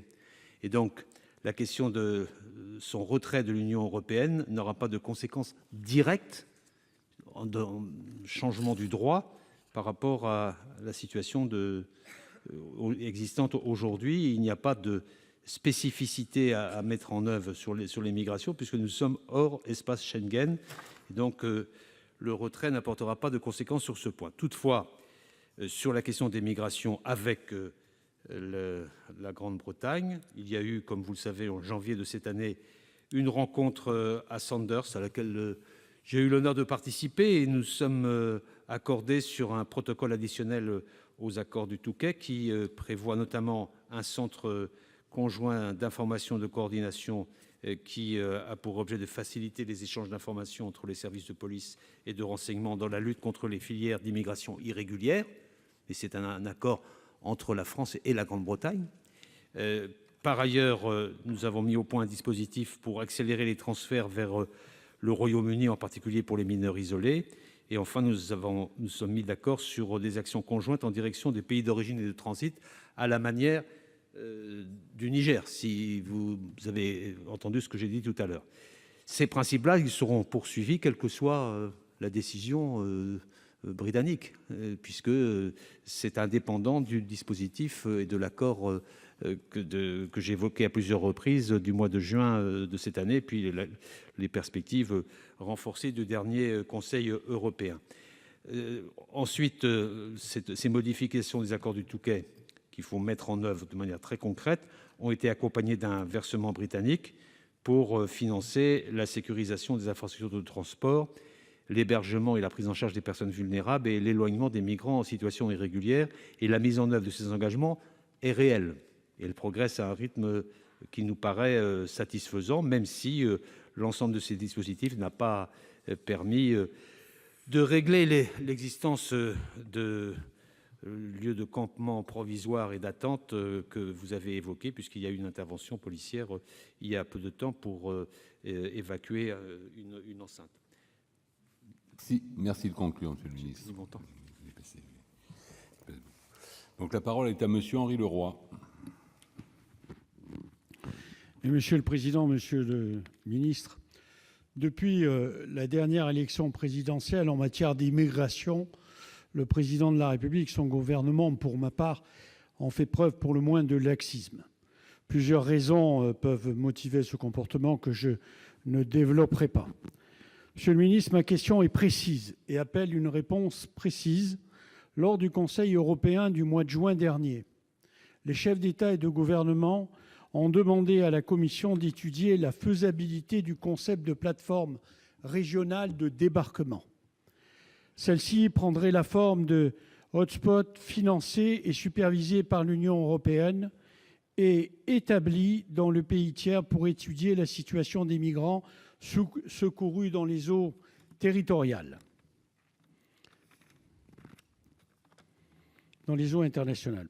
Les pays tiers privilégiés par les États membres pour les accueillir, tels que la Tunisie, le Maroc et l'Albanie, ont tous, à ce stade, catégoriquement refusé une telle coopération dans la gestion du phénomène migratoire. L'Union européenne va donc devoir engager une négociation compliquée. C'est vrai que vous êtes un spécialiste des négociations compliquées. Mais concrètement, Monsieur le ministre, quelles seront vos armes de négociation pour inciter ou contraindre ces pays à coopérer? Il y a urgence à agir. Les Français attendent de vous des actions concrètes pour endiguer cette immigration incontrôlée et ô combien préoccupante. Merci. Merci, Monsieur le ministre. Il y a deux concepts, monsieur le sénateur, vous les avez évoqués. Il y a le concept de centre contrôlé. Ce n'est pas le sujet de votre intervention, mais il faut quand même le rappeler.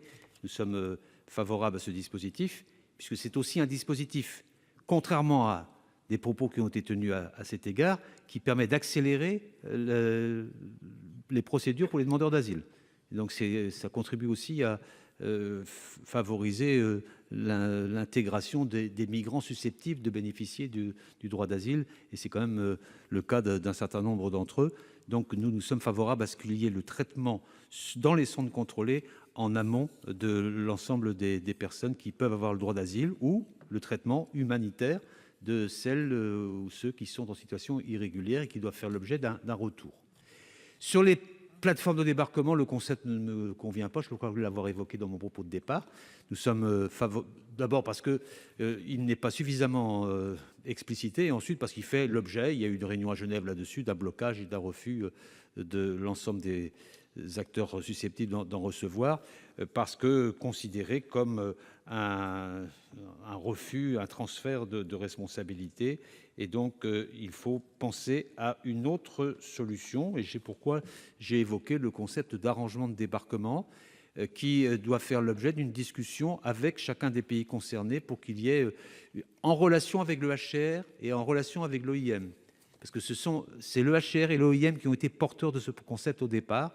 Il faut l'adapter en fonction des différents pays et ne pas avoir une posture stricte et bloquée sur le sujet. Et nous travaillons à ces dispositions avec chacun des pays concernés et surtout avec le HCR et l'OIM qui jouent à la fois le rôle de gestionnaire potentiel de ces arrangements de débarquement et qui ont une relation plus directe avec les autorités étatiques concernées. Merci, Monsieur le ministre. Monsieur Leroy. Oui, donc, Monsieur le ministre, si je comprends bien, vous ne continuez pas dans le cadre de ces plateformes régionales de débarquement et vous essaierez de traiter avec chaque pays pour trouver une solution. Merci. Merci. Donc la parole est maintenant à Monsieur François Bonhomme. Merci, Monsieur le Président. Monsieur le ministre, je souhaiterais vous interroger sur la question des mineurs non accompagnés qui, je vous le rappelle, constituent un chantier prioritaire tant pour les élus départementaux, en tout cas par la voix de l'Association des départements de France. En effet, l'augmentation très importante du nombre de mineurs étrangers isolés, appelés depuis mineurs non accompagnés, arrivant dans nos territoires, ne peut que nous interpeller. En France, le nombre de mineurs non accompagnés est passé de 5 590 en 2015 à près de 15 000 en 2017. En conséquence, ces départements métropolitains font aujourd'hui part de l'état de saturation de leurs dispositifs de protection de l'enfance. À l'échelle européenne, en 2017, plus de 31 000 demandeurs d'asile demandant une protection internationale dans les États membres de l'Union européenne étaient considérés comme des mineurs non accompagnés. Cette situation pèse lourdement sur nos départements, tant du point de vue administratif, dans la gestion, sociale, que la charge financière qu'elle représente. Une fois reconnus comme mineurs isolés, je rappelle, par les autorités, les mineurs non accompagnés sont placés sous la protection de l'aide sociale à l'enfance et ne sont donc plus considérés comme relevant du droit des étrangers. Nos départements font actuellement face à l'augmentation de phénomènes de faux mineurs et les autres membres de l'Union européenne ne sont pas épargnés eux-mêmes par ce phénomène. Certes, la Commission européenne a affirmé que la gestion de l'asile et des migrations faisait partie de ses grandes priorités dans le cadre financier pluriannuel 2021-2027, mais je regrette que la question des mineurs non accompagnés, et notamment des faux mineurs non accompagnés, soit traitée de façon épisodique, pour ne pas dire parfois anecdotique. Monsieur le ministre, dès lors, alors que nous sommes toujours en attente du plan d'action national visant à améliorer l'accueil et la prise en charge des mineurs non accompagnés et personnes se présentant comme tels, ma question est la suivante. L'Europe entend-elle apporter une réponse européenne à cette problématique spécifique? Et deuxièmement, à quand une harmonisation des pratiques européennes en la matière? Merci, monsieur le ministre. Je ne vais pas répondre à la partie relation directe entre le ministère concerné et les collectivités locales. Ce n'est pas directement ma compétence, mais je connais le sujet et les préoccupations des présidents de conseils départementaux sur l'accueil des mineurs non accompagnés dans le cadre de l'aide sociale à l'enfance. C'est un sujet qui est pris en compte aussi par le gouvernement, et les ministres concernés sont tout à fait avertis et alertés sur l'ampleur du problème.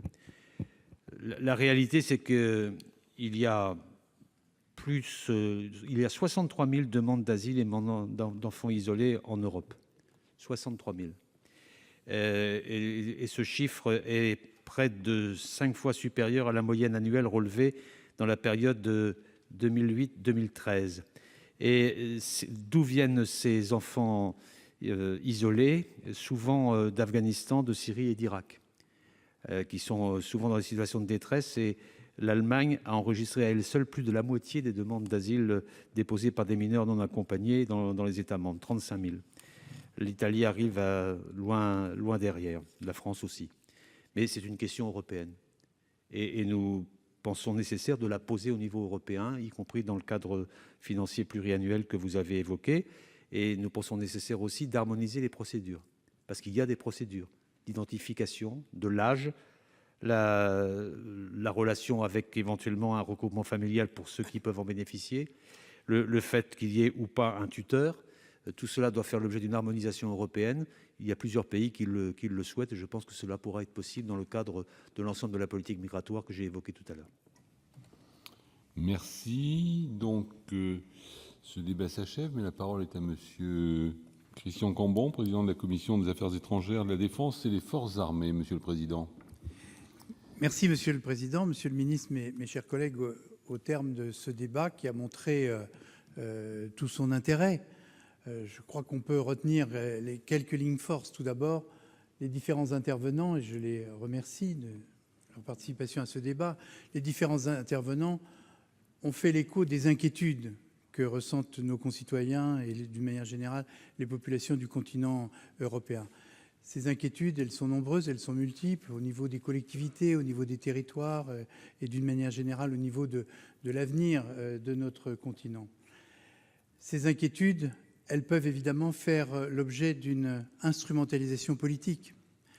Et cela a été rappelé par plusieurs de nos collègues, le résultat des élections auxquelles on a assisté, notamment en Italie, en Suède, les événements politiques qui se passent sous nos yeux en Allemagne, montrent bien que cette affaire des migrations et de ce défi que cela représente ont des conséquences maintenant dans la vie politique de notre continent, avec tous les dangers que ceci peut représenter. Alors à partir de là, ce que tout le monde souhaite, c'est qu'effectivement, cette politique migratoire, elle fasse l'objet d'une régulation. Une régulation, qu'est-ce que ça veut dire? Ça veut dire d'abord réaffirmer le droit d'asile. C'est un droit fondamental, c'est une tradition très importante et qui a été pratiquée par tous les gouvernements, et je crois que nous devons le réaffirmer. Et peut-être, et vous avez avancé un certain nombre d'idées dans ce domaine, faire en sorte que ce droit d'asile soit mieux harmonisé au sein des pays européens, car tous ne pratiquent pas les mêmes règles. Et on vous encourage bien évidemment à rappeler à leur devoir un certain nombre de pays européens qui en prennent un peu à leur aise avec un certain nombre de règles, dont celle-ci, car quand on adhère à l'Union européenne, on en prend les avantages et on en supporte aussi les contraintes. Au-delà du droit d'asile, je crois que là aussi, les interventions l'ont bien montré. Il est absolument nécessaire de protéger nos frontières, et notamment face à l'immigration économique, non pas parce qu'on vise particulièrement cette immigration, mais parce qu'on ne peut pas accueillir, comme ça a été dit bien des fois, toutes les misères du monde. Et là, vous avez évoqué un certain nombre d'instruments, le contrôle aux frontières, l'effort qui est fait notamment autour de Frontex, la politique des visas pour qu'il y ait aussi une réciprocité avec les pays concernés. Mais notre sentiment, c'est que bien évidemment, quelles que soient les mesures de protection que l'on prenne autour du continent européen, on ne pourra pas arrêter véritablement par la seule contrainte ces migrations. Et c'est pourquoi il me semble qu'il y a deux combats qui relèvent, en plus de surcroît, de votre autorité, de votre ministère. C'est le combat pour la paix. Lorsque l'on voit et lorsque l'on visite ces camps de réfugiés, je l'ai dit comme j'ai eu l'occasion de le faire et comme on a été un certain nombre à pouvoir le faire, on voit bien que la seule volonté de ces pauvres gens, c'est de retourner là où ils habitaient, dans leur maison, dans leurs champs, dans leur commerce. Mais simplement, ils ne peuvent y retourner que si la sécurité y réside. Et il faut que la France prenne toute sa part au processus de paix. Je sais que les nombreux efforts que vous mettez en œuvre, mais c'est en tous les cas dans ce sens qu'il faut aller. Et enfin, l'aide au développement. Nous le disons, nous le redisons, il n'y a pas de solution pérenne ni profonde si on ne s'attaque pas à la pauvreté et au manque d'espérance. Quelques-uns ont cité l'exemple de l'Aquarius. Moi, j'ai entendu le président de la République au Vatican rappeler que dans l'Aquarius, il y avait 60% originaires d'un grand pays du sud de la Méditerranée qui nous fait face. Ce n'est pas un pays qui est identifié comme étant soumis à la guerre. C'est parce que simplement il n'y a pas d'espérance dans ces pays-là et que les jeunes utilisent tous les moyens pour fuir, parfois au mépris de leur propre vie. Et donc il faut absolument qu'on ait une politique volontariste d'aide au développement. Le président de la République a fait une annonce que nous soutenons, à savoir accroître de près d'1 milliard l'aide au développement, notamment par une politique de dons, car il faut aider les pays les plus pauvres, et ça c'est vraiment fondamental. Et donc nous pensons véritablement que c'est une des actions de fond, une des priorités que nous devons poursuivre pour mettre un terme à ces migrations, faute de quoi tous les moyens coercitifs n'arriveront certainement pas à maîtriser ce sujet. Autant dire, Monsieur le Ministre, que nos commissions, et je salue le travail qui a été fait par le président Bizet et sa commission autour de cette problématique concernant les pays européens, et la commission que j'ai l'honneur de présider, nous continuerons à vous accompagner. Je pense que ce genre de débat est utile car il nous sensibilise, il permet de rappeler au gouvernement comment nous le vivons dans nos territoires, parce que ceci a des conséquences dans nos départements, dans nos communes, ça a été bien évoqué par les uns et par les autres. Et puis, à chaque fois qu'il faudra prendre des décisions courageuses, la lutte contre les passeurs, etc., nous serons là pour vous accompagner. Et puis, nous serons là aussi pour vous inciter à mettre la plus grande ardeur, vous l'avez, mais nous souhaitons que vous en ayez encore plus pour faire bouger les lignes, parce qu'en Europe, manifestement, ça a été rappelé, il y a des choses qui ne vont pas. Espérons qu'avec l'action que nous menons tous de manière concertée, la France pourra conduire, j'allais dire en tête de ligne, en tête de gondole, cette belle politique pour réguler les migrations et faire en sorte qu'un peu moins de douleur, un peu moins de souffrance règne dans ces pays et qu'un peu moins de gens soient obligés de quitter leur mère patrie pour en joindre une autre qui n'est pas fatalement celle qui leur accorde la meilleure part de bonheur. Donc on va vous encourager, on va vous aider et on va vous soutenir quand il le faudra. Merci, Monsieur le Ministre, d'avoir accepté ce débat.